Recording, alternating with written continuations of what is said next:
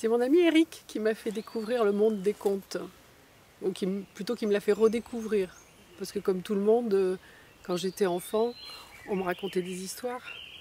Et puis après, le monde adulte m'en a éloigné. Et je suis toujours émerveillée par la magie qui opère quand on est face à un conteur. Là, il n'y a plus de différence d'âge. On redevient tous des enfants.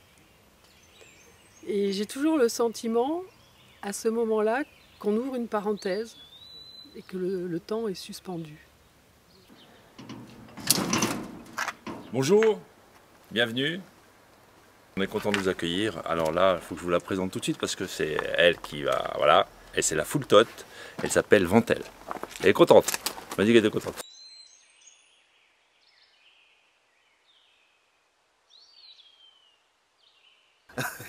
Le moulin de Saint-Côme. Voilà, ce moulin a été retapé par l'association Les Amis du Moulin de Saint-Côme, qui date d'il y a une douzaine d'années. Un fer de lance des animations, c'est l'animation de village. Un jour, il vient me voir et me dit « j'ai une idée ». Un village, un jour, une histoire. Et son idée m'a interpellé et j'ai dit « franchement, ça peut se faire à Saint-Côme ».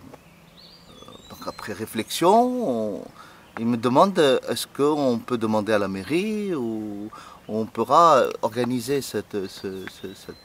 réaliser ce projet avec l'aide d'une association. Et de suite, quand il m'a parlé de l'association, j'ai pensé aux Amis du Moulin. Parce que l'un des objectifs de l'association, c'est de préserver le patrimoine et raconter des histoires du village liées aussi au patrimoine. 2013, premier contact. 6 juin 2015, on a restitué le travail devant, enfin le plaisir, hein, plutôt, devant les gens du village. Il y avait à peu près 80 personnes qui étaient là, enfants compris.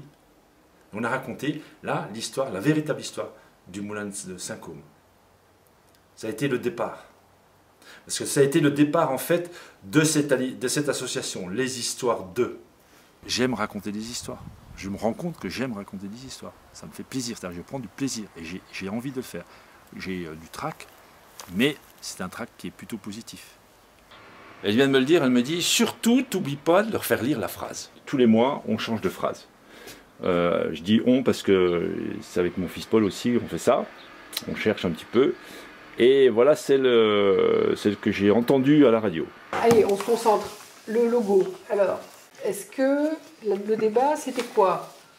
Est-ce qu'on garde le public? Non, la remarque, public. pour ne pas changer la remarque de Saïd, a été de me dire, parce que bon, ça c'est un truc que j'ai bricolé, mais tu vois le côté full, et ça fait pas, il trouvait pas que ça faisait pas village celui-là, donc celui-là on l'a... Oui, surtout celui-là, oui, c'était celui-là, voilà.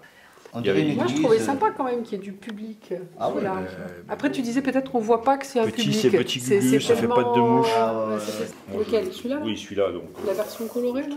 Je l'ai fait en plusieurs couleurs parce qu'on peut être amené à l'utiliser sur différents supports, les lettres, la carte d'adhésion, la carte de membre, enfin bon. Alors j'ai fait faire une ébauche par... c'est un jeune qui est designer dans les Ardennes, que je connais parce que c'est le fils d'un couple d'amis. Il m'a fait ça, je l'ai fait en couleur, j'ai sorti et je trouve que, compte tenu de ta remarque, Saïd, sur le village, bon voilà, là tu l'as. Ah oui, c'est bien, il y a des escaliers. Voilà. Faut que je vous dise, je suis franc-comtois, je suis né à Besançon dans le Doubs. Et finalement, je me suis aperçu qu'en regardant et en lisant des histoires, j'étais attiré par les histoires qui venaient de ma région. J'essaie de faire vivre un petit peu ma région parce qu'elle me connaît mieux que je la connais, donc c'est une sorte de retour.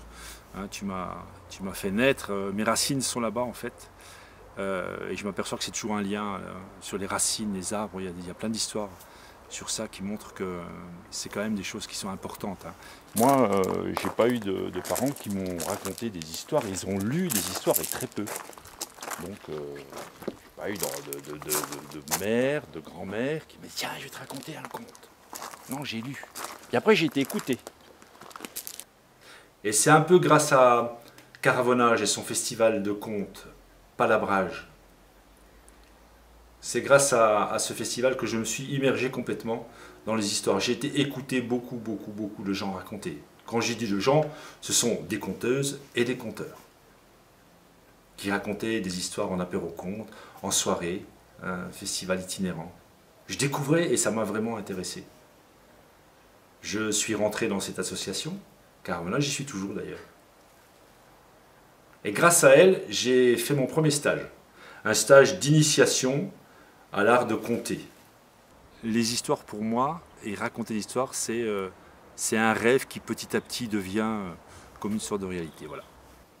À côté de ça, le but de l'association, c'est de favoriser par l'écriture et l'oralité la transmission des histoires et des contes. Car Eric m'a demandé si je voulais créer avec lui l'association Les Histoires d'eux. Je lui ai dit oui.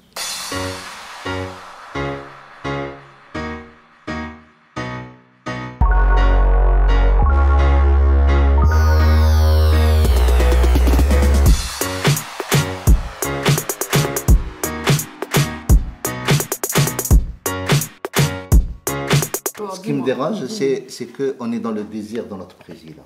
Je veux, j'aime bien, je veux. Oui, t'as raison. Mais tu vas arrêter un petit peu de truc. Oh, je m'en... Ah non, je vais me noter. En fait, chapeau. on est d'accord. Mais on Mais arrête de nous imposer des choses, s'il te plaît. J'impose pas, Voilà. on choisit. Moi, j'aime le chapeau. Tu dis, moi, je souhaiterais. Oui, voilà. Voilà, à ce Est-ce que moment-là. vous êtes d'accord pour que